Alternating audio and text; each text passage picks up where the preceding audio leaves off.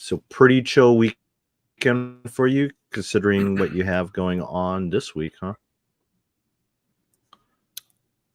Yes and no. Just getting ready for another trip. Some nuances of this one to Saudi Arabia and Turkey that are a little different than others. Just trying to make sure that everything, from travel plans, to bookings to transportation, adapters for different countries, and the technology that we're that we're going to try this time around. It's just that everything is hopefully good to go. I think it's good to go. It's been a little busy of a morning. I'm going to the airport in a few hours, so I think we're in a good spot. Hello, Sarah. Oh, glad you can make it, Melanie. Yeah, I have a bag that I put. It's like my international travel bag. It's kind of like a little pouch, and I have all the stuff that I need for like international travel there. And I have it like sitting right next to my luggage, like in the closet. So whenever I do, I just throw that in there. This is a really good question by Julian. I don't know if you want to address that now or maybe later. But no, it's a great question. It's especially because this is kind of we're kicking off the 2024-2025 season this week, and I guess it's every year. I haven't been doing it like this every year. For a majority of the years, it's been half a dozen, maybe 8 competitions, something like that, spaced out throughout the season. Semifinals usually has been busy month. The games is a full week, sometimes a couple extra days. And then, you got a week for Dubai, go to Wadapalooza for the weekend. And that was kind of it, maybe another competition here and there. During the sanctional season, I traveled a little bit more. But again, there were no semifinals. So you take those out, you replace them with 3 sanctionals, and you add in 1 or 2 more. So maybe same thing, 6 to 8 competitions a year. Very reasonable, nice little supplemental income and experience on top of the other things I was doing. And obviously it's different now where, last year I kind of just set out to see if I could get to some competitions that I hadn't been able to get to before and what would come of that. I was also just kind of testing myself, to see if I would get tired, if I would get sick of it, if I would get run down.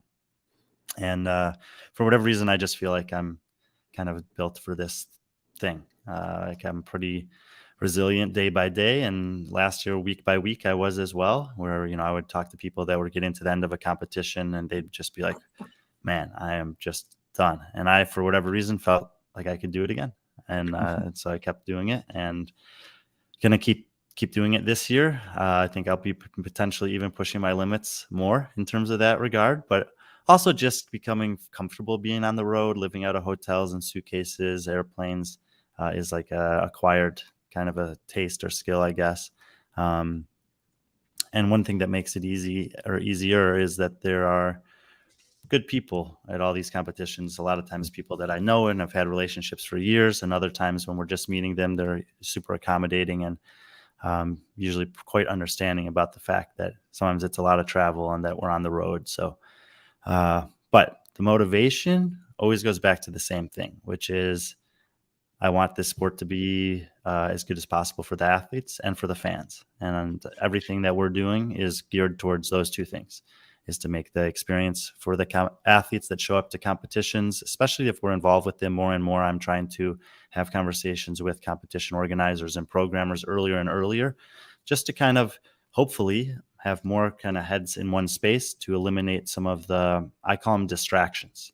These are the quote unquote negative critiques that consume the media when they happen, that take away from the positive elements of what a CrossFit competition and community should be about, in my opinion, which is the totality of the weekend, the number of total athletes and divisions being catered to, the production of it, the elite athletes, the incredible feats of fitness. Those are where I think that the majority of the focus should be, and that those are the selling points for new people that are interested.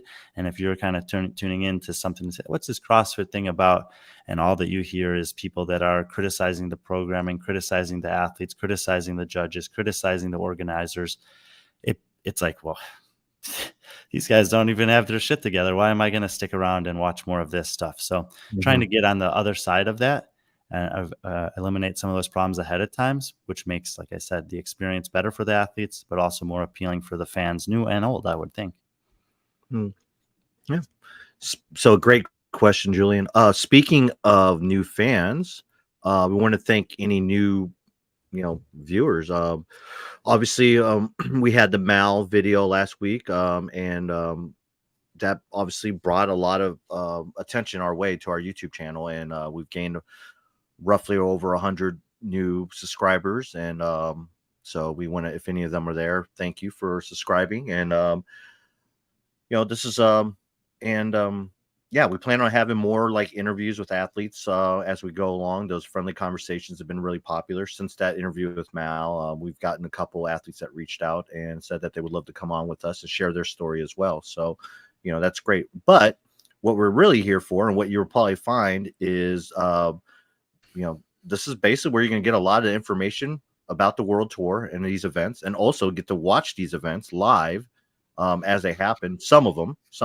I think last count we had roughly 13 to 14 of these events that we will be streaming live on our YouTube channel, with Brian providing commentary and also just being a one-man media team of himself. So maybe two person this year, because we're going to have a producer. They'll be remote.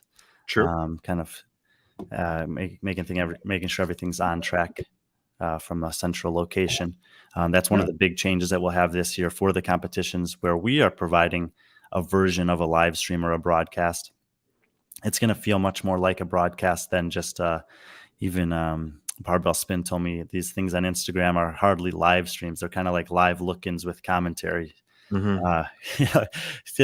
The semantics, but it was a far cry from what a broadcast is, what I was doing on the Instagram live. This will feel much more like a broadcast. I think it'll be from the phone through that central location to YouTube on the B.Friendly Fitness YouTube channel.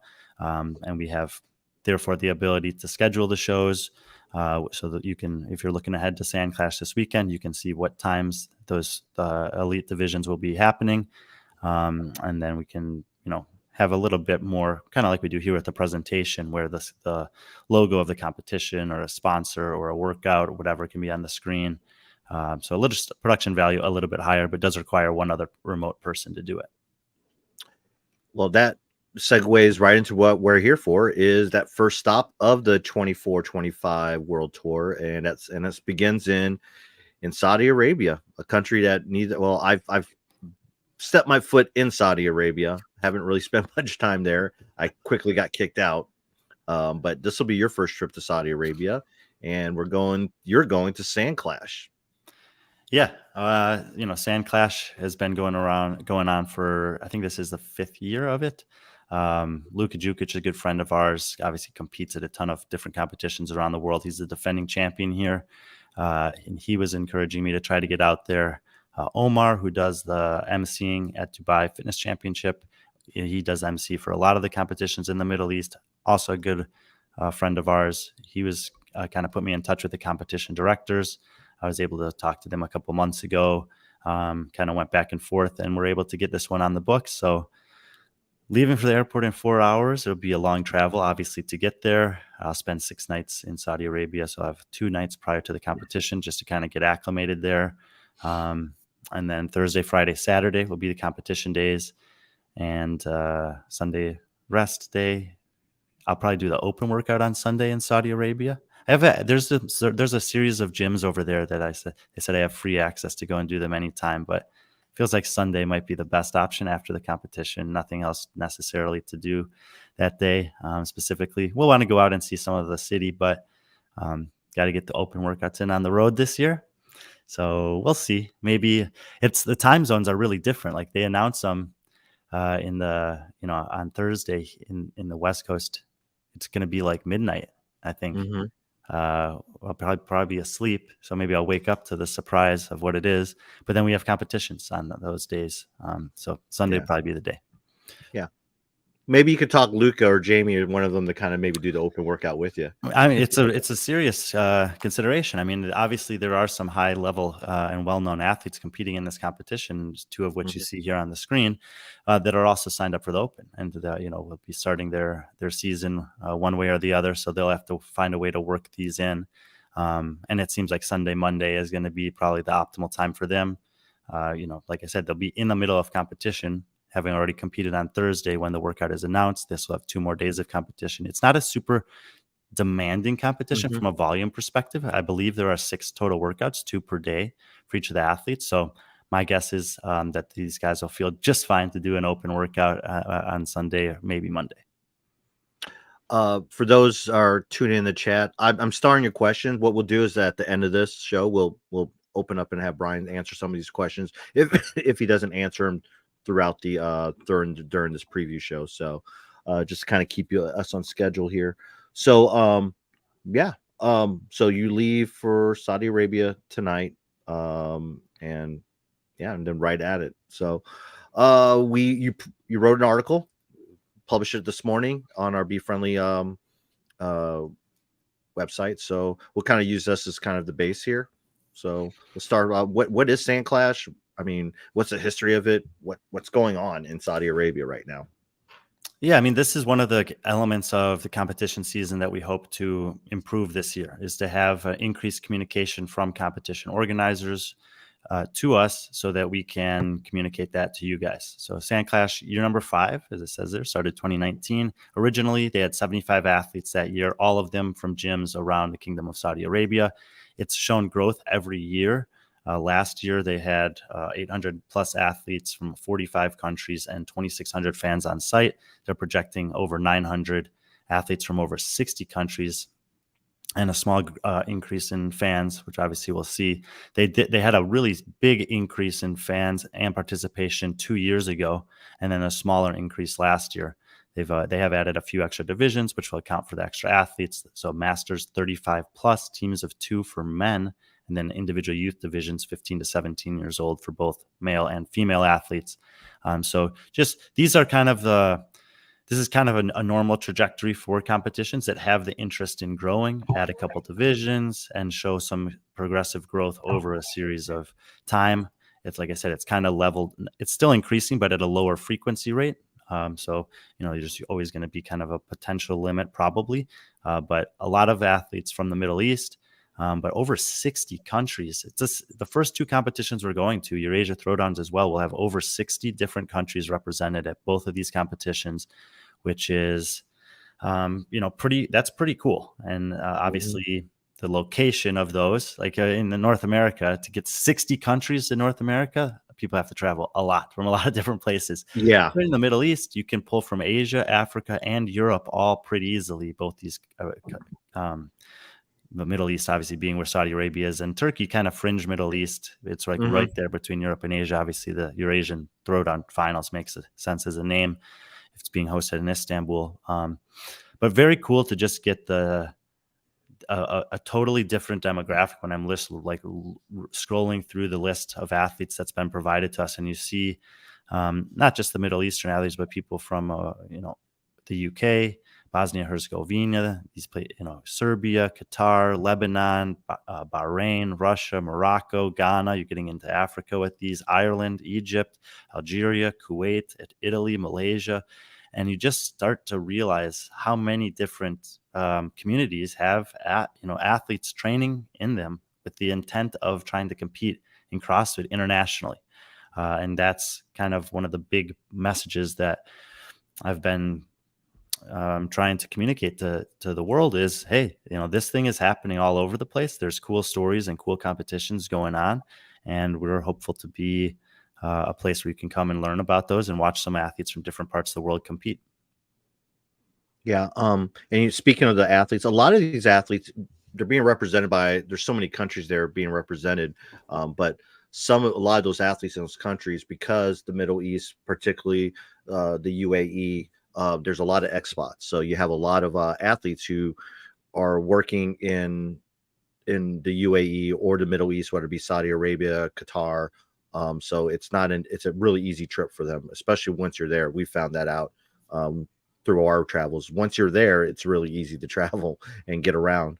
But let's jump right into the athletes. Unless there's something you want. Well, we're basically going to be talking about the pro divisions or RX/elite. And here's some info on them. 50 athletes registered on the men's side, 30 for the women.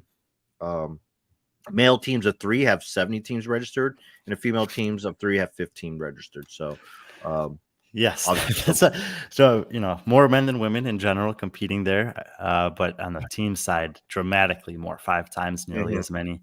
So from the broadcast side, we may be selective about the heats we show for the elite teams, depending on the floor size and some of those details. May not need to watch 7 heats. Go through the same workout, but on the women's side, it's probably gonna be 1 or 2 heats, and then same thing with the individuals. Kind of have to see how different workouts unfold and what's gonna make sense for us in terms of the storytelling. But that's kind of the general makeup of the pro divisions. Yeah. So let's start with the men's. Again, you said 50 athletes registered. We're not going to go over all 50 because there's only a certain amount of athletes we have information on. So it looks like B.Friendly Stats, led by Barkley Dale, our good friend Barkley Dale. There's 11 men that we actually have data on. And then you have this new field rating, as you call it. Can you explain the field rating to us? Yeah. So basically within the database that we've created at B.Friendly Stats, as you said, Barkley Dale being the mastermind behind all of that. We can pull from all of the competition data that we have for the athletes and we've simplified it into like a 0 to 99 rating scale. 99 obviously being the best, and then the 0 would be you don't even register on the scale yet. And then this is on a global perspective. So for example, then we can pare that down to only compare against the athletes in the field. Yeah. So globally, Kalyan Souza comes in at 86, Kalyan Souza comes in at 87, Luka Đukić 86, Toby Buckland 78, just to look at the top 3. In the field, Souza and Đukić pull way ahead of Buckland. And basically what that's saying is that globally between 86 and 78 is a big gap. But between 86 and 87 is relatively small. And then, obviously the top guy in the field pushes to the 99 to be the upper barrier. So when you're looking at this field and you're trying to approximate who the likely winners are, you would start with those 2 guys. And then that kind of next group of 3 athletes, Toby Buckland, Bruno Marins, and Elliot Simmons, would be the likely athletes competing for the final podium spot based on the rating system that we have, which is based on their competition history that we have in our database, which is something that we're continuously trying to build out. There's over 300 competitions in it. There's another 150 or so that we would like to add to it, historical data, but we don't have access to all those databases. We have about 50 that we are currently working through that we do have access to add them there. It takes Barkley 20 to 30 minutes to add in all the competition data from one competition, which is not only including of their place, but also each workout in specific running order and detail, so that we can categorize any athlete's performance on any type of workout. So we could say, we have a 5K run is one of the workouts at SandClash. Let's pull all the running data we have on these athletes. We can do it. If there's a workout that has chest bar pull-ups, we could do the same thing. If there's a workout that's 5 rounds, we could pull by rounds for time workouts, for example. So it helps us to kind of tell stories about these different athletes, and in this case, to just give you a basically generic look at their rating relative to the field to see who's likely to do well.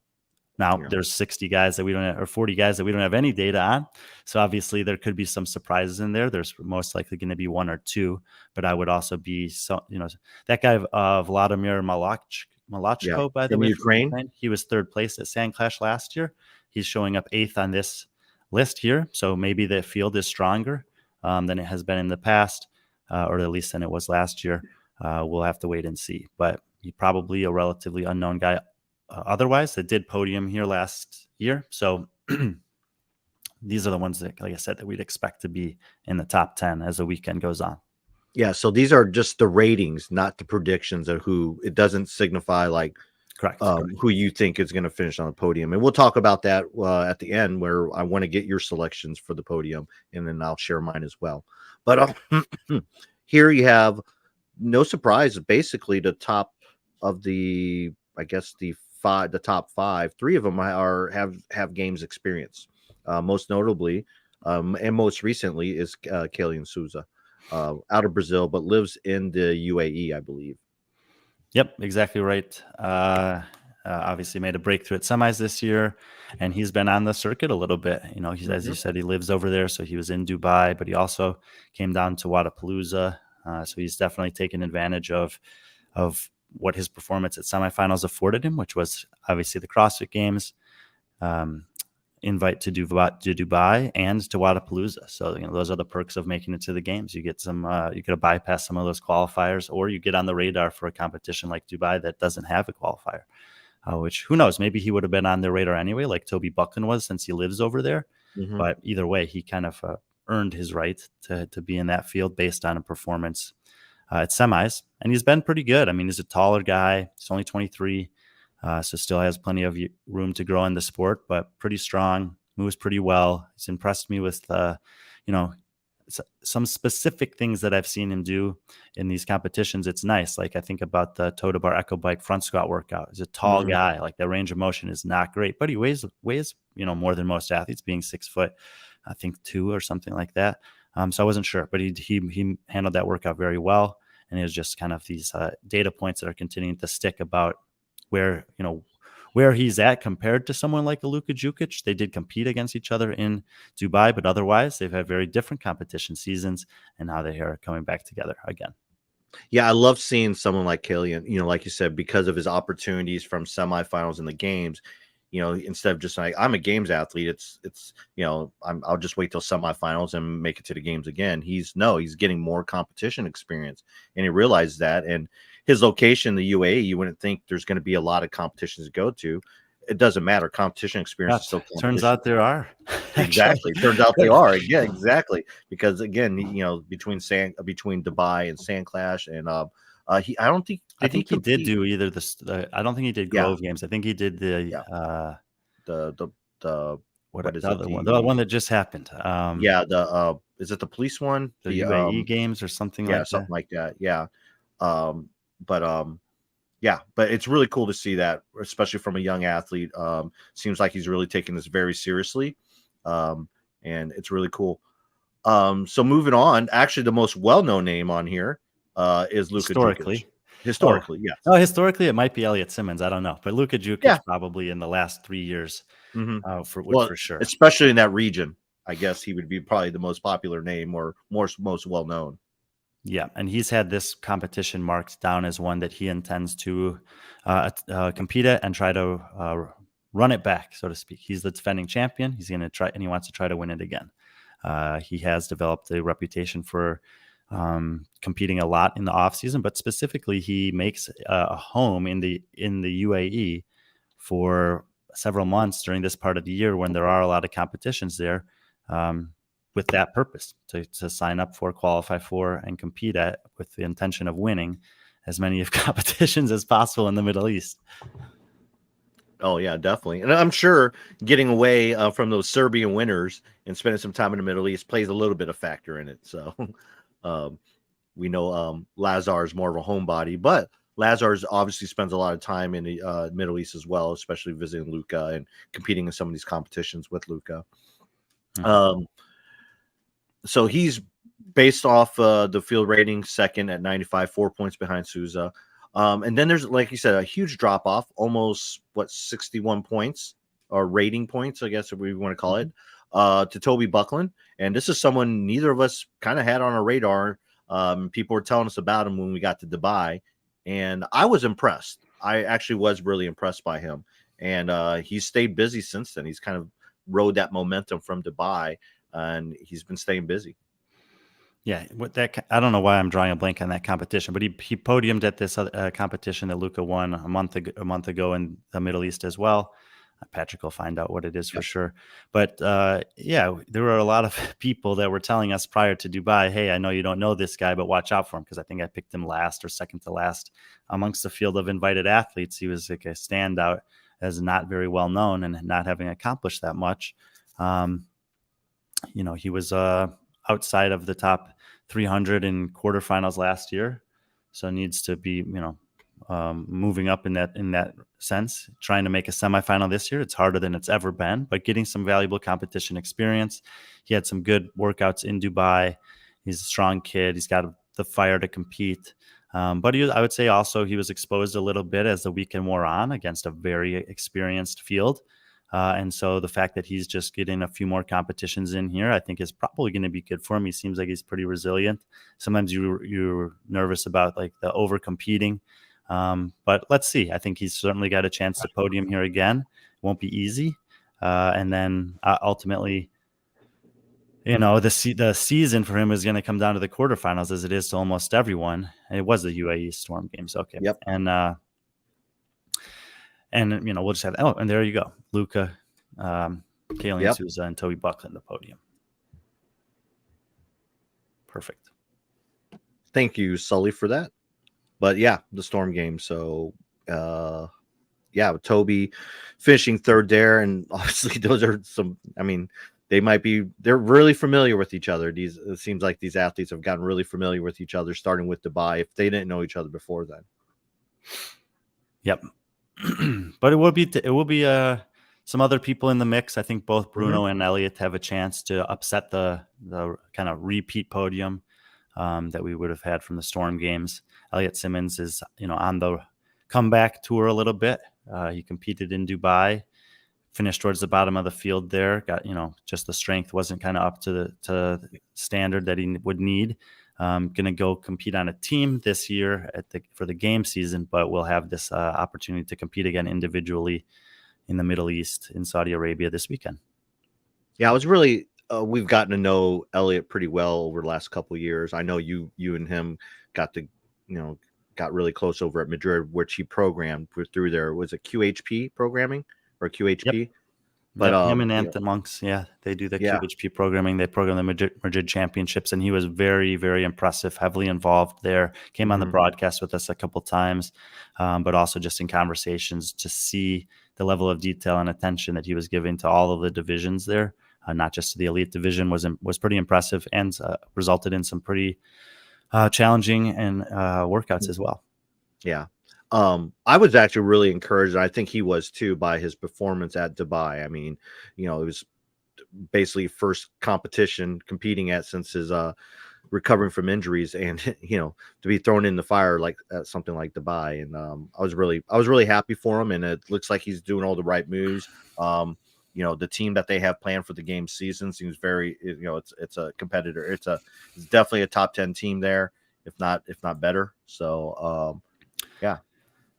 Right, and he ended that competition well, won his heat on the final workout before he got cut, and had a nice little celebratory moment on the field, and then a very, very good support crew there to hang out with in the stands afterwards. So great to see that he's got the passion to compete still. He's been doing it for a long time, and see how well he can fare against the field. It's not the deep. There's a lot of athletes. There's not a ton of depth in terms of good histories, I would say, or at least that we know of. So the opportunity to make a podium is certainly there, but also when there's a small number of athletes competing for a few spots, then the margins are small. And they've announced 4 of the 6 workouts, and we'll get to those in a minute. But the one with the barbell cycling is where we're going to see kind of a 5K run. Hey, Elliot Simmonds be in the top 5, no problem. Yeah. Barbell cycling, 4 different weights in a 3-minute window, increasing loads. Let's see. Yeah. In between Toby and Elliot is a name that, if you're familiar with the South America CrossFit scene, is a familiar name, Bruno Marins. So you have him at 28, 2 spots ahead of Elliot, or 2 points ahead of Elliot, or Barkley and you, or B.Friendly Stats has. But tell us more about Bruno here. Yeah, he's 27. He's been competing in the Open since 2018. He's had actually some pretty good performances in quarterfinals, and then has been improving his performance at the semis. 5th place last year, 14th the year before, 8th the year before that. I don't know. I can't remember if South America was online that year or not in 2021, but he actually competed in the Latin American regional going back to 2018, where he was 13th. So he's been pretty good. just not good enough to make the games in amongst us, the men in South America. Quarterfinals pretty consistent with the semifinals, 7th, 13th, and 8th in those 3 seasons. So, it's hard to say in terms of Brazil. He was the second best in Brazil in the Open last year, 101st worldwide and 6th in South America. So he's by all metrics, as far as the game season is concerned, he's a top 10 guy in South America, and he's that age, 26, 7, 8, where you're kind of coming into your own. So will be fun to watch him. He obviously has Kalyan Souza in the field, which is a man that was one of the few ahead of him, one of the 4 guys ahead of him in South America semi last year. So this will be a good kind of barometer for him to see what he can do against Kalyan. The other thing that's kind of notable here is, and it doesn't really matter what system you use, but look at that. He was 5th place compared to Kalyan's 2nd at the semifinal, but their field rating is 28 compared to 99 because Kalyan has had these opportunities to go compete at the games at Wodapalooza, at Dubai, and he's done okay at some of those, especially the off-season events, which is obviously helping him. It's just the opportunity to compete, not just the opportunity to compete, but also then doing well enough there to gain some points in this system. And Bruno just hasn't had those same competition experiences, but he's close. Yeah. Not yet, and it seems like there's more competition, especially if you're a local athlete to that area. It seems like there's more and more competitions popping up, so he'll have that opportunity. And then after that, we have quite a few athletes here in the single digits that we have information on. Any of those? You brought up Vladimir. We'll just call it probably Vladimir, some version of Vladimir or Voldemort, whatever you like. Yeah, Voldemort, from the Ukraine. So, but as you can see a representation of just so many different areas. Egypt, Mexico. So you got Europe, you got the Middle East, and you also have North America all being represented there in these athletes. Yeah, no, yeah. All these guys are the guys that I'll be looking to learn some more about throughout the weekend. So moving on, we only had 9 women that we initially ranked in this. It just basically means that we have competition information data in our database for them. And like you have to do well enough in the Open to register on the database or at quarterfinals. Well, maybe not quarterfinals, but in the Open, I think you have to have at least one data point. I can't remember if it might be in the top 2,000 at some point, and then you'd register on the database from the Open alone. Otherwise, they've at least done some kind of off-season competition. But yeah, a couple less than the women's side, but a little difference in terms of the landscape. So if you can see their field rating here, where you have 99 and then progressing down to 81 for Dema Zebdaya, and the highest person in the field will always be 99, and then everyone who doesn't have data will always be 0, which everyone below Rwand is at 0. But opportunity to earn some points and get on a leaderboard because they are now or get on the database because they are now competing in a competition with these athletes. And so when we have a field that has 5 well-known athletes and then 20 other people, those 20 people have a competition data point in our database that when, let's say that it was just their first big competition, but 3 years later they're making to a semifinal, then we have that data going, well, they were 7th place at SandClash in 2024, finishing behind 4 games athletes, blah blah blah, whatever. So we can kind of trace backwards and start telling their story from there. That's the idea in the long run. But in terms of relative to the world, Jamie checks in at 88, Sola at 85, Julia Kato 83, Evie Hollis 81, and then Dema Zebdaya 76. So again, you see, and then Katie Healy at 70. So you see a little bit of a drop there from 81 to 76, but then from 76 to 70, a big drop from Dema Zebdaya down to Katie Healy. Headlining this batch is Jamie Simmonds, the spouse of Elliot Simmonds, and those who know, formerly Jamie Green. I believe she was Jamie Green in 2019. She was Jamie Green when she finished 3rd on the podium at the games, and she's been a kind of a mainstay at the games, both as a team and individual athlete. Didn't she won the Worldwide Open, I believe, in 2016? Was it 2016 she won the Open? 2016 won the Worldwide Open. She Yep. competed with Yas on the games. They podiumed that year. And like you said, in 2019, she podiumed as an individual.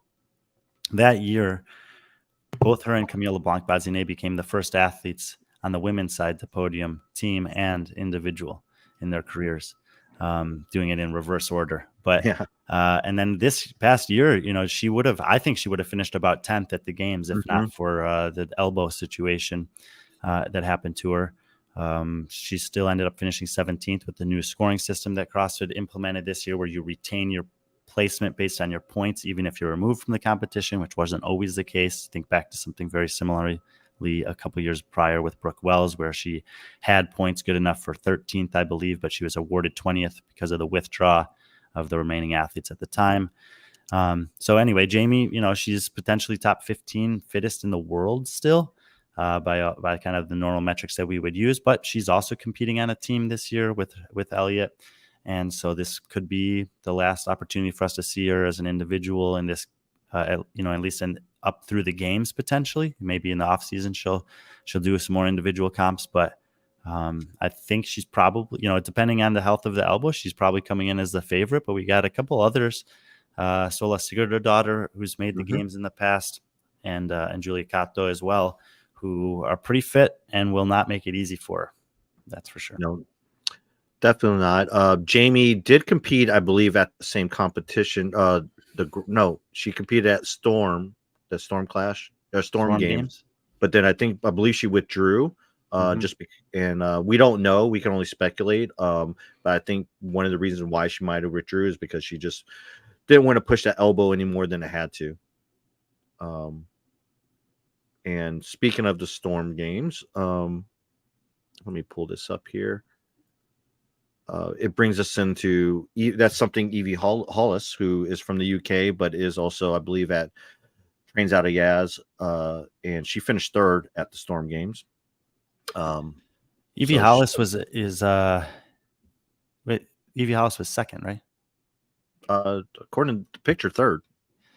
She was second. Sorry. Yeah, right. Sorry. And interesting that Katie Healy is showing up second in the female RX division there, but she'll be competing elite division in SandClash. But yeah, Evie Hollis first popped on my radar 2021 online semifinal. She was 6th place and barely missed making it to the games.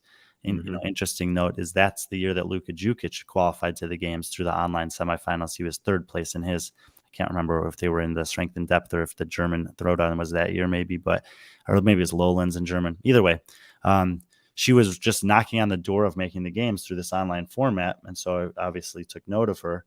And she hasn't had any competitions that have replicated that since then. So I'm just kind of always waiting to see. And she's 27. She's not outside of the age of possibilities of kind of making another run like that. But it hasn't happened yet. She was at the semifinals last year. She finished 42nd, only taking 40 this year. So we'll see, but definitely has, obviously she made a podium a couple weeks ago over there and will be in the mix here for sure. I would say that she's probably on the outside looking in terms of what's expected, because those top 3 have a little bit better competition results recently. But as we said, got to go out and earn it. And Evie has some specific skill sets that could show up well for most of these workouts, actually. Yeah. And you brought up recent competition experience with just Evie, but also Julia as well. Julia coming, she completed in Dubai back in December. Kind of a mixed bag. I know the thing that sticks out was obviously the sandbag elimination event where she made it to. I mean, she was obviously the fan favorite there with her. She has a really loyal fan base there in that area because she trains and lives in that area. But she was very impressive in that event. But it'd be really cool to see her do something. I haven't seen her live outside of the games, but I've been, I guess you want to say, less impressed at the games because she hasn't really done anything that kind of stood out to me, as opposed to what I've seen at semifinals. And I mean, the games is the hardest field in the world to stand out against. So sure. Maybe not that necessarily surprising, but again, these are good competition experiences for her. She's, this is a lot of people. She's still only 24, so she's got plenty of years ahead of her. But she's gonna,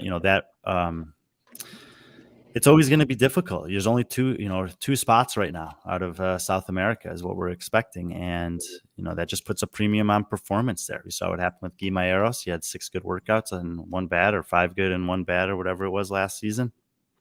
And it wasn't good enough.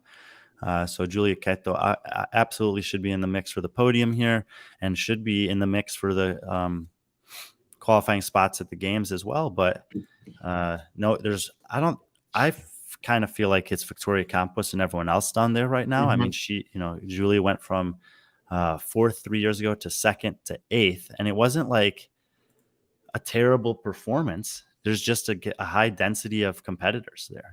4 of the women that were ahead of her, 3 of the women that were ahead of her were within striking distance. And then there was a little bit of a gap from there. But, Alexia Williams, who made the games last year, has had some setbacks this offseason that are probably going to move her out. Some of these athletes will compete on teams this year. There may be some that come back into the mix. And it's just kind of tight at the top in the women for only 2 spots in South America. No one other than Campos has really kind of separated over the last 2 years. An athlete I really want to I'm very interested about in terms of her performance is Solveig. Sola, as most people call her, or close to her. She's right now, she lives in Qatar. She's training out there. She's working out there as well. Prior to that, when she made the game, she was, I believe, training under the program and living in Mallorca. And then she made the move back to Iceland, and then missed out on the games last year. I forgot where she finished in the semifinals. I believe she was in the top 20. I don't know how close she was to a spot, but she got a great start to the season last year. She was 27th in the Open, 9th in Europe, 1st amongst Icelandic women, which obviously is a good check mark to have. But she's been doing the Open going back to 2014, same year I started doing the Open.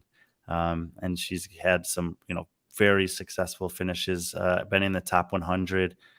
I don't know what happened in those years, but going back to 2017, she's had top 100 Open finishes. She was 20. That's in Europe. Sorry, she started having last year was her only top 100 Open finish. Okay, they have all these different columns here now. And quarterfinals last year, 16th, no problem. But the semifinals, 24th. Which was obviously a steep regression from the 4th the year before, but the 4th would extrapolate to like an 8th or 9th in the one semifinal field. So still didn't have the performance maybe that everyone was expecting. But it was hampered by just a couple. Like, she had a couple good workouts, but then workout number 3 with the weight vest and the gymnastics, and then the final workout for some reason, which was surprising to me, were just really, really kind of set her back compared to kind of a tighter group of women that she could have possibly bumped up to around like 15th or 16th, but still would have missed out. I was really surprised by that as well, because she's an athlete that's really known for her strength, especially in Olympic lifting. She, she took a couple years off from CrossFit to pursue Olympic lifting, and actually trained out at CrossFit Invictus while she was doing that. But I was really surprised, because she's probably the strongest athlete in this women's field. When it comes to bar cycling, I would probably, she will end up winning that event, especially as the weight gets heavier. It shouldn't be any problem for her. So I don't know. This will be really cool to see how she does in this field, because it'll give us a really good indication where she is when the season comes along, especially this plus the Open and the quarterfinals. Definitely. And, as you said, she's living over there in the Middle East now. Maybe she's settling into kind of a rhythm and a routine there that feels good. I would not be surprised if she has a good run through the Open and quarterfinals, as she tends to have. But just to see if she can parlay that into a better semifinals performance, more competitive for one of the game spots there this year, that'll be the test for her. I've had one of these. Oh, the Whole Gardens. Oh. I think the last one I had, it was in Dubai. They actually serve it in that giant mug, so it's great. Put a fresh orange in there, it's perfect. So, and then an athlete who I really don't know much. I mean, know much of. I'm familiar with her through the Asia quarterfinals or semifinals. Is Dema Zebediah, Zebdi I out of think Jordan? Zebdiah is probably. Zebediah, yeah. You have her 81. Yeah. What else can you tell us about her? I believe she's a 5-time fittest consecutively in Jordan, in the country of Jordan. Mhm. And she's participated in quarterfinals in Asia the last 3 years, 10th and 9th the last 2 seasons. So she's been in that Asian semifinal. She was 4th 2 years ago and 7th last year. So very comparable with like Bruno Marins on the men's side, Mhm. except not in South America, this time in Asia, where she has the potential to to potentially flirt with those 2 qualifying spots there. She actually does have CrossFit Games experience. She was 116th in 2019. I mean, she got Oh, cut in the first cut with gotcha. about half the field or so. Yeah. Um, but there were some good athletes that got cut after the first 2 workouts as well. Yep. So just a kind of a fun data point there. Only 1 workout, but she has been to the CrossFit Games, which is cool. And then She's got the merchandise. She's got the merch. yeah, and if you're looking at what are her chances actually look like to qualify in Asia, it seems to me like Sungyang Choi will be back this year, and Seher Kaya are probably the 2 standouts there. I think that they are a cut above of everyone else so far, but some of the other close competitors for her, actually the woman who finished 1 spot ahead of her last year, Kamila Takeyeva, will be competing the following weekend at Eurasia Throwdown. So opportunity to see a couple of them there. And then we'll see. Dawan Zhang was ahead of her. She's pretty good out of South Korea. Or Cohen, who we covered in Finland and in Madrid last year. She was ahead of her. So that's kind of the group of athletes that she's in, kind of just on the outside of one of those spots, but it's top 10 athlete in Asia. And then you mentioned Katie Healy, who at the Storm Games finished 2nd in the was it the RX division? RX division, which would be the 2nd division at that competition. Yeah. And from Ireland. So, and then another athlete from Serbia, and then another Icelandic athlete, I guess, just trying to get away from that cold weather in Iceland. And then another athlete from Jordan. So it kind of rounds out the athletes that we have information on in terms of competition experience. Yeah, this girl from Iceland is interesting to me, Ellen Björnla Hallgrimsdottir. 330th in the Open last year, 100th best in Europe, 6th in Iceland. She actually has an age group quarterfinal experience going back to 2018 for the girls 16-17s. She's competed in quarterfinals, but been in that 400-500 range. So she's 23 years old, looking to try to make some improvements, and getting some live competition experience should help for sure. Yeah. Oh, it looks like she competed at Wodapalooza at some point. Yeah, at some point. Last year, 2023. Yeah. So there we go. Wow. So no stranger to warm tropical climates and competing outside. No, never a podium picture there on the right side. SandClash. If I'm not mistaken, is that Shahad Boudebs? Yep, right there in 3rd. This was 2023. So 2nd place last year at SandClash. I have to check that. So very happy after we have some competition data from the last couple of years there. Yeah. Let me see here. So according to this, she was Julia won, and she that's right, dude. She was 2nd place last year. Julia Kato had 12 points. Ellen had 18. Shahad Boudebs had 20. Dema Zebdiah had 20 as well. So absolutely could be in the mix there. Yeah, definitely has shown that capacity. Shahad was one of those other women in Asia that had beaten Dema as well. So Ellen doesn't get to compete in Asia; she has to compete in Europe. But but as far as this field goes, she should be. She absolutely could be competitive. Yeah, it's very good. Gonna answer this real quick. Sully, will you bring your B.Friendly merch to Riyadh? Would love to cop me a shirt. Oh man, I can bring some. I don't have any extra merch just laying around to bring, but I do have some stickers and stuff like that. So that's probably the best I can do for now. That is an area that I am exploring different ways to improve upon. but we don't really have a great answer for that right now. Yeah, but we are definitely looking into it, especially as we Basically, get this is further. what it would, for a competition like this, we would need to know kind of far enough ahead of time that there's, it's like, it's not, I don't know if it's, we could do like a pre-sale and then I could just like take the orders Bring and it. bring them with me and get them to people. Or we could do, if there was someone there that was able to sell, just to like have them as a item at their store at Vendor Village, that they could just do the point of sales for us. Then we could produce a package of a few dozen shirts and bring them out there and have them available. So those would be kind of the options for now, I think. I feel like an idiot now because we have someone that we could have partnered with to do that. Yeah, that is true. But I didn't even think about that. But yeah, our friends at Perform Athletics probably could have did something for us. Maybe made a limited run for us because they will probably be there. And Omar could have easily drove those down. But hey, that's something we can think about. Things to think about for the future. Yeah, for the future. Appreciate the question, Sully. Yeah, but thank you, and also shout out to SPM. Thank you for that. Definitely appreciate the support, and anytime anyone can support us. So, you also mentioned that there is the team competition, teams of 3, and some notable teams out there. Oh, I forgot to put the link there. Anyway, that's on me then. My bad. Kalashnikov team has a team there, or 2 teams there actually. They have actually announced their competition roster, which is what that link will take you to. And the 2 men plus a third man in their kind of cohort of athletes, and the 2 women plus a female athlete, additional female athlete, will be competing there. Familiar face, Alexander Plushkin, I believe. Mm-hmm. Oh, another familiar face. Yeah, we've seen all these athletes compete before. Yep. Aijan there, Andrei Fedotov, and there's Kamila Takeyeva, who's competing, I think, in both divisions. Oh, no, she's competing team here, and then I think she's competing individually the week after that in Eurasia.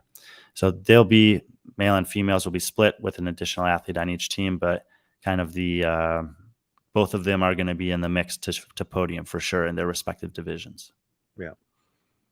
It looks like definitely bringing some experience, and probably, again, definitely the favorite to probably take that spot out of Asia for the team division. But yeah, a lot of experience, games experience there, a lot of competition experience. And the SandClash is another example where they just continue on getting that competition experience, and why they are head and above pretty much anyone in Asia outside of, whenever Yaz or one of those UAE teams, they get together and put together a team. But usually the Kalashnikov team is the one to keep an eye out on. Yep. And then the program as a team you mentioned. Yeah, Martin Fifrlik shows up occasionally. I think he was like 3rd in the world on the 1 rep max thruster last year. He's made it to semifinals. John Schaefer and Marek Vacha, the other guys in that team. So see if they're maybe running to win it or a podium as well. But the program having a team out there was another notable one in the field. Most of the teams are from the Middle East. Like these are the qualifiers, and it's obviously a big division. So a lot of Middle Eastern teams.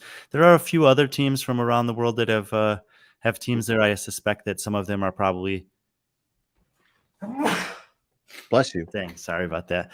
Tried to prevent it. Are probably living in the Middle East and training there and representing their gyms. But I'm sure there'll be 1 or 2. There's a team called the Viking team, but Hassan, Muhammad, and Hassan. So I don't know if those are actually Vikings or not. Who knows? The Vikings, historically, the Vikings pretty much cover the whole world. There is a team called the Icelandic Vikings, and they actually have Icelandic names. So okay. Let's get into the programming. Like you said before, 4 of the 6 events have been announced already. So yeah, starting on Thursday, which will be, I believe that start. What time is that going to be local for you? I have to look at our schedule for that, but yeah. But it's roughly about 2 o'clock. I would say, the competition local time run from 2 to 4:30 for the elite teams, and then individuals, which is like 8 o'clock to 10:30 Eastern time, and 5 o'clock to 7:30 Pacific time in the States. Okay. It's an 8-hour difference between East Coast and Riyadh. And then they'll have two workouts, or maybe one workout that day. I think it's 1, 3, and 2 is a number of workouts. And the first workout is 3 rounds for time: 20 chest bar pull-ups, 20 overhead squats, 10 bar facing burpees, 10-minute cap. Very, very open style feel to that workout. Mm-hmm. And they write their workouts as workout 24.1. When I first saw it, I was like, because it's happening the first week of the open, I'm like, is this the open workout? And are they like, maybe collaborating with it? But it's not. It's just the workout they came up with. And a lot of times when you have a competition that has 3 days and there's one workout on the first day, you'll just get the 5K run, the offsite event, the heavy lifting, some kind of a thing that kind of stands alone. This is a Metcon MWG right off. Well, I'm calling the burpees over the bar as monostructural for the elite athletes here, but MWG style, fast paced, 3 rounds, get it done. Chest bar pull-ups, overhead squats, and burpees. And should sort the leaderboard pretty good with just one workout, I would expect. Yeah, I definitely see Luka doing really well in that. That seems like a Luka Jamie workout Simmonds. right there. This is it feels like a workout that if it was the open workout, that Jamie Simmonds could have a top 10 score worldwide. Definitely perfect for her. Yeah. And then 24.2. Hey, a 5K run. Yep. I mean, obviously, we've seen this a lot this year, which is fine. I don't hate it. Well, we actually wrote an article about it back in December when people were asking this question about if Olympic lifting totals are being programmed too much. Mm-hmm. The pros and cons are, if you're watching a lot of different competitions, you get to see the same iteration of something being tested over and over. That can be the con, I suppose. The pro is it creates more data points within a recent time period to allocate to more athletes. So we should have, by the end of this year, we should have 5K run times for a lot of athletes, which is a good kind of data point. So we can kind of say, okay, well, if we wanted to, there were 6 competitions that tested a 5K total. 216 different male athletes did this test, and the average 5K time was this. Obviously, some of these look different than others. Mm-hmm. Like the 5Ks in Wadapalooza was on a trail with a ton of switchbacks and some loose footing, and it seemed like it was like 3 to 4 minutes potentially different from a 5K on a track. I don't know the topography for this, but they will be running to start things off on the middle day of competition. 24.3, buying a double unders toes to ring. Okay, we haven't seen those in a while. Dual kettlebell hang snatches, culminating with a max sandbag shuttle runs in the ring time, a 7-minute cap. Yeah, so it seems like the sandbag shuttle runs is the score, but you have to do 5 rounds of double unders, toes to ring, and dual kettlebell hang snatch. It's only 20 double unders, 8 toes to ring, and 6 snatch with the kettlebell. So it's pretty quick. Like you're looking at maybe including transitions, potentially an EMOM style. So you might have 2 minutes left at that 7 minutes cap, but this is an AMRAP. So we had a rounds for time, a long run, and then an AMRAP. And there it is. And these are, they have been announcing these. They announced 24.1, 2, and 3, or WOD 1, 2, and 3 all at the same time last week. And then they announced the 4th one yesterday or the day before. Nice graphics there. You get it in both Arabic and English, which I like, catering to both of their target audiences and every division. Yes, nice. And then the last workout that we know of that has been released, 24.4, is a lifting complex of clean, hang clean, and front squat at 4 increasingly heavy weights with a 3-minute cap. Yeah, so each barbell, you have to do those 3 things. Men's weights will go 185, 225, 255, 275. Women's go from 125 to 145, 175, ending at 195. There's a tie break time taken. Oh, I guess they didn't actually announce those weights. Well, the tie break time is taken after the first one. So there you go. Our fault on that one. Yeah. But 3 minutes, it can't be too crazy heavy. Like it has to be something that they can finish. And so I think that we'll see some separation over the course of the weights going up, but also is still within reason of athletes being able to finish it. And looks like no. Hey, there you are. My broadcast. Look at that. Great. Yeah, but I wanted to actually look at this calendar of events that they have there. They've pinned Sure. them at the top of their Instagram.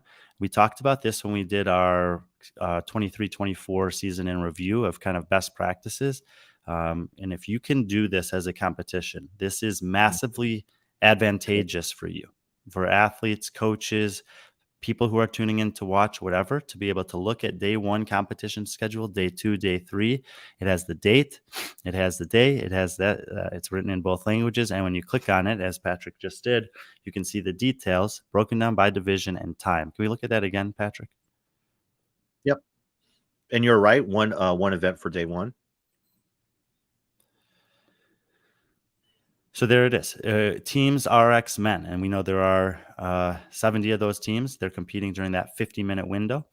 RX females will come in. There's probably only one heat of them. It's 15 competing after that. Individual men will come in. There's 50 of them. So it looks like they probably have 15-person lanes, about 10 minutes per heat with a 2-minute transition time, more or less. And then the women will finish things out. The masters have and scaled have competition after that as well. Masters teams and scaled teams, male and female. So all competitions, you can see when they're competing on each day. Very, very good, nice touch here from SandClash. Yeah, I've been very impressed so far with how SandClash, the organizers, have communicated with us. So very impressed. It seems like they're putting on a top-notch event and bringing in all the right people. It seems like. And let's talk about how to watch. So let's go in a little bit more detail about this. Again, there's 2 events that haven't been announced yet, but how to watch. Like Brian alluded to at the beginning, we've invested in some equipment and some technology, and hopefully we want to make this a little bit more enjoyable, a little bit more professional looking when it comes to a broadcast. So that way, like you said, Brian Spin says it's not like a cheap look in. Yeah. So as this is the first time that we're doing it, kind of put this information here for you guys, but it's on our YouTube channel, same as you're watching this, and we will schedule competition times. I don't know if we've scheduled them yet. I kind of wanted to see what the floor layout was, how many heats there were for some of those divisions. So for example, I don't know if I want to stream 50 minutes of heats of men's teams of 3 when I don't really know hardly anyone in the field first thing on Thursday.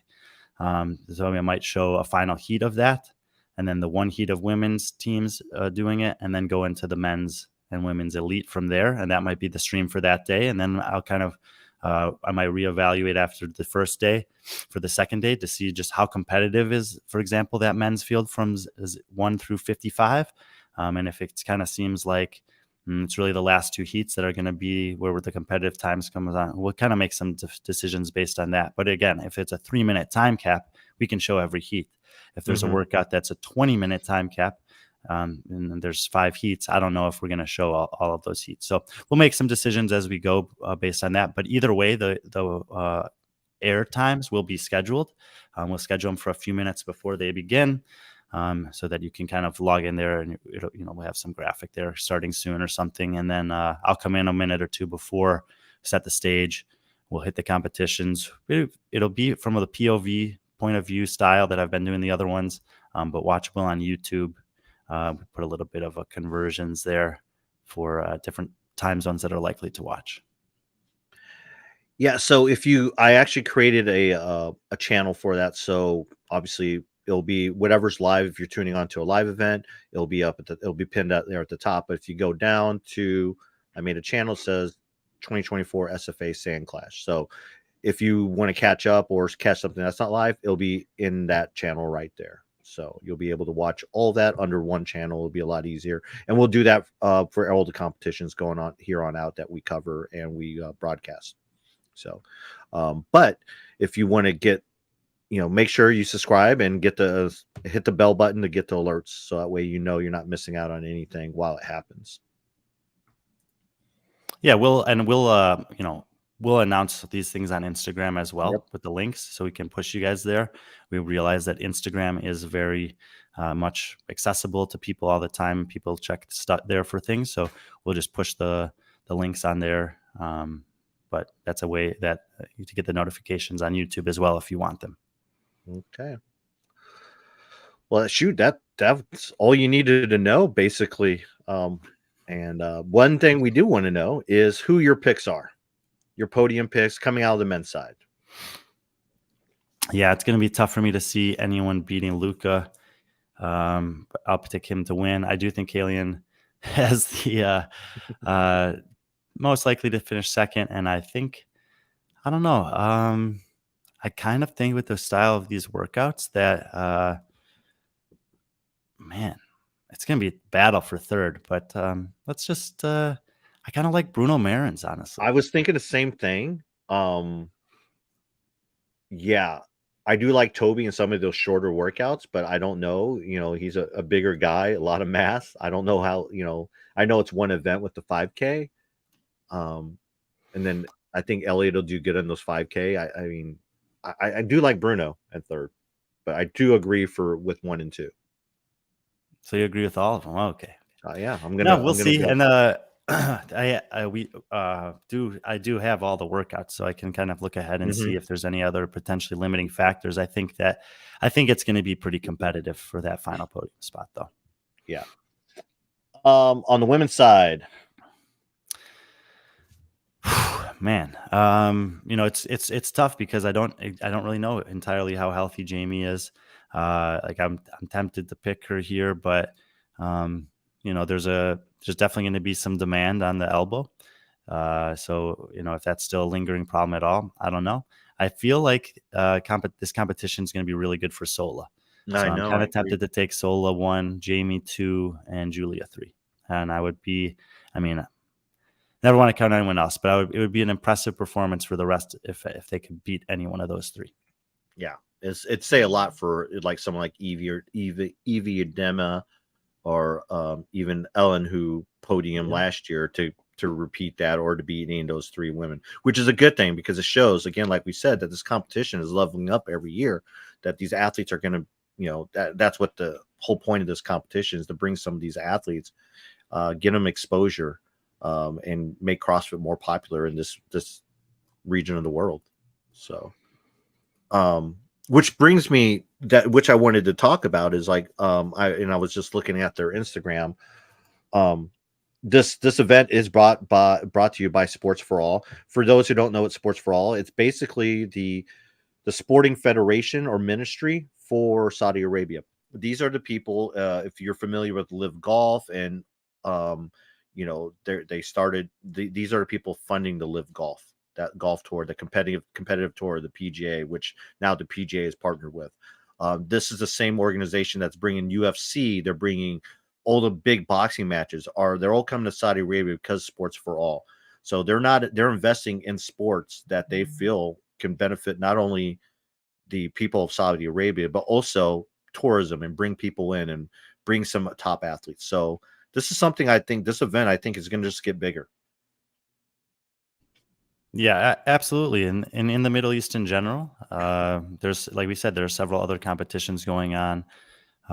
So there's good chances to compete over there. Some athletes have taken the opportunity to do that. Brent Fikowski going to Elfit a couple years ago. They just recently announced their competition dates. It's Phoenix Games out there in Qatar. There are good competitions in a variety of different countries in the Middle East that will certainly, or most likely be investing some money into these things the way that they have other sports as well. And we kind of referenced it in many conversations recently, but as an athlete, especially young athletes, if you can kind of start realizing these competitions exist and planning for them a little bit ahead of time, they can be very cool, not just outlets for competition, but life experiences to go to different parts of the world, experience different cultures, and see that these people over here have the same passion for this thing that we do. They just live somewhere else. Well said. One thing I did also notice is, because I think with the involvement of Sports for All, is the bringing of some sponsors here. If you notice, WOD 1's brought to you by Gatorade. WOD 2 brought by Aquafina. These are brands that, here in the U.S., if those brands were sponsoring the games or any other competition, that would be a huge deal. But Sports for All, them being, the governing body there and having all these connections with these organizations, they're able to bring this to the sport of CrossFit or fitness here in this particular case. Yeah, I had noticed that as well. I was planning to ask them about that when I get over there. The other two, Kalo and Move, I'm less familiar with, but obviously Yeah. some global brands there as the presenting sponsors for those workouts, 1 and 2, did jump off the page at me as well. Yeah. Well, that's basic. Is there anything else about SandClash that we need to know, Brian? Or I think we pretty much covered all of it. No, I think that's it. And for each stop on the tour, we're planning to do something like this. It may take some different shapes and forms. Some of the athlete fields will obviously be much deeper.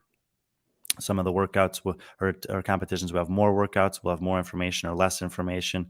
But in some version or another, we're planning to have a podcast or podcasts each week preceding competitions that we're covering that will address the athletes competing and kind of the likely expectations for them, the workouts or the programming, the history of the competition. I'd like to get competition organizers to actually come on some of these shows to be able to talk about their involvement, the history of it from their internal perspective, what their purpose is, where they're trying to go, who they're catering to, all these different things. We can ask them questions like that about sponsors, et cetera. So those are things that it could be one show. It could be 3 different shows in the same week building up to some of the events. I mean, it'll take different forms based on what the event is, who's competing at it, how much information we have, but also my travel schedule. In this case, because I'm leaving today, tomorrow's totally a lost day. Wednesday, I'll be getting my bearings there, and it starts on Thursday. It just made more sense for us to do it all as a one-off before I leave this week. And then we'll do something similar next week for Eurasian Throwdown. I'll be in Istanbul, and we'll do that a couple of days before the competition, probably in a one-off as well, because I'm going to want to do some sightseeing in Istanbul while I'm there. Well, maybe we can get you also maybe some time to kind of recap this event as well. Yeah, that's probably what we'll do. One recap, one preview. Yeah. And I think the plan also is maybe with some of those recaps, also bringing maybe the winning athletes on as well to kind of help us through, give an athlete perspective as well. So a lot of cool things up in the future. Yeah, and if you don't win, don't even bother hitting us up. We don't care about you. So Luka, the only way you're going to get on next week is you got to win, I guess. No, but that is good. It is nice to be able to this idea to invite. It doesn't always have to be the winner, but participating athlete, someone who did well, that is also available and wants to come on and talk about it from the athlete side. Because although we go to these competitions and although I talk to a lot of the athletes, it's a very different experience for them than it is for me. I only see them a few times during the weekend, but they're getting the experience of, are we getting the briefings on time? Are they clearly communicated? Is there something in writing versus being spoken to us orally? Is the competition running on time? If they made changes, how they communicate it? What was maybe the workouts experience from them would be very different than it was for us, and we couldn't know that until we asked them. They often have insights into their other competitors, so I think I like this idea a lot as well. Yeah. Let's kind of end this with some questions here. Are you guys going to Scotland this year for Rogue? First of all, we'll be going to Scotland for Wat on the Loch, which was announced back in December, and that'll be in July, and I'm excited for that.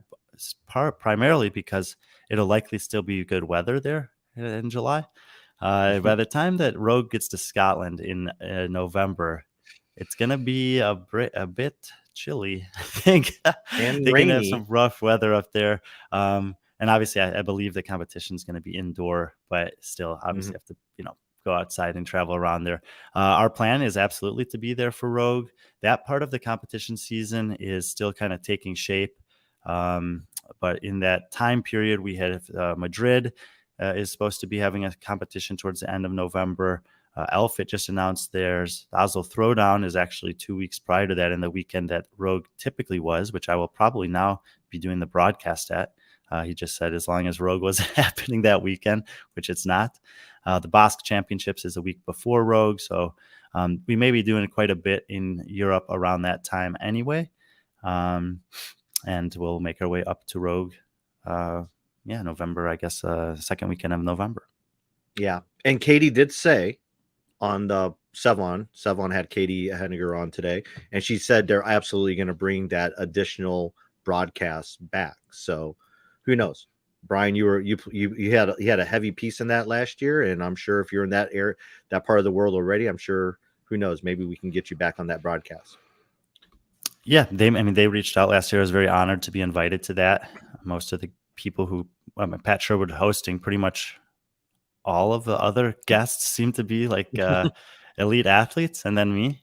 And then there was some strongman people as well, an expert in strongman, and some competitors there. And I suppose I would be the expert in CrossFit that they brought on. But that was fun. They've been putting some clips out on the Rogue Invitational channel from those conversations we had. One of the segments I was on there with Josh Bridges and Jason Khalifa, which is super fun, but it's also a tough environment. Like you got to, you can't just stand up there and say nothing. So you got to kind of find ways to weave into the conversation with some big personalities, good storytellers, funny, just humans. So very fun. And obviously, of course, would be honored to be invited back in any capacity to the Rogue Invitational. And we'll try to work on that. Sunday Rambler, I think we pretty much answered a lot of these questions. Any new up and comers that might make it the semifinals out of this event? Brian kind of hit on a few. Bruno being one. And we will have, event by event, we will do this, but also, we're going to cover the games season. So although we're on the road during the Open, I actually think it's nice because weeks 1 and 2 of the Open are fun to talk about, fun to do, but we get the picture by week 3. And so that week when we don't have any other competitions going on, we'll look at the Open leaderboard before and after the final week. We'll project towards quarterfinals, which we'll cover as well. I have some like big lists, and I've been diving into this throughout the season, but specific to every region, I have my own ideas about who's likely to make the games, who's likely to be close, and who's likely to potentially miss the semifinals even, just based on history. That would be kind of people you'd assume would be there otherwise.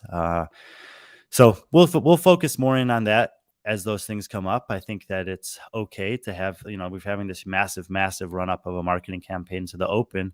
But to me, I like to kind of diversify the attention, and there's other competitions we're working at, and we'll zoom in on the games season as it becomes the relevant competition for the week. More in that strategy for us.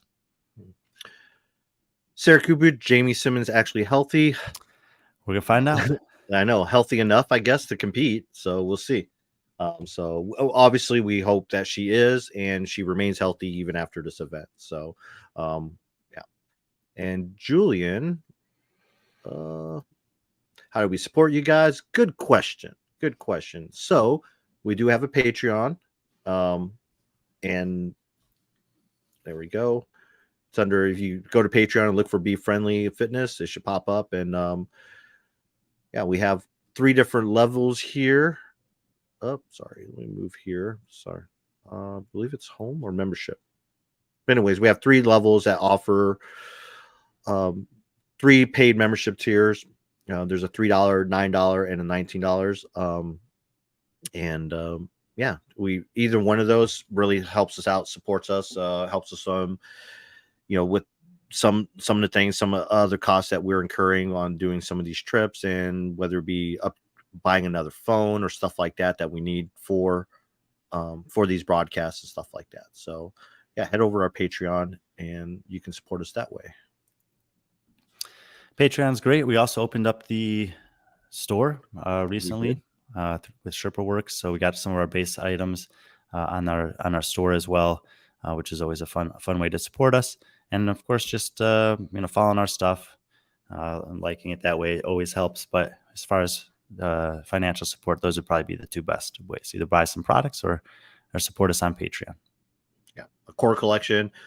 The hooded sweatshirt is my favorite thing. I'm not wearing it now because it's dirty, so I'm wearing just a regular crew neck. But the hooded sweatshirt is probably our most popular item and one of our great items, and it's perfect for the weather we're having currently. So, and I believe, and then again, shout out to SPM. Thanks for, again, that's another way you could support if during these broadcasts is just sending support that way. So thanks for the super sticker. Thanks for the 10 pounds. I don't know what that converts into kilos, but yeah. And speaking of support, we always got to send some love and send a shout out to our friends at HomeGrown Releaf for supporting us. Oops, sorry, I'm trying to. Yeah. HCR CBD is a sponsor for our podcast for the foreseeable future.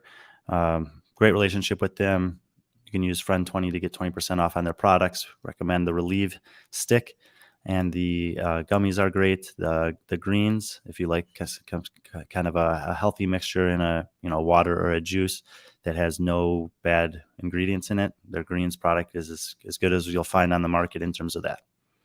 Yeah, definitely. So Brian's packing that Relieve stick with him. So especially for a long travel, couple weeks, especially for some open workouts that I got to hit on this one. Oh yeah, I forgot about those. Yeah. So yeah. Yeah, you don't need a visa to get into Saudi Arabia, so you should be good with that, right?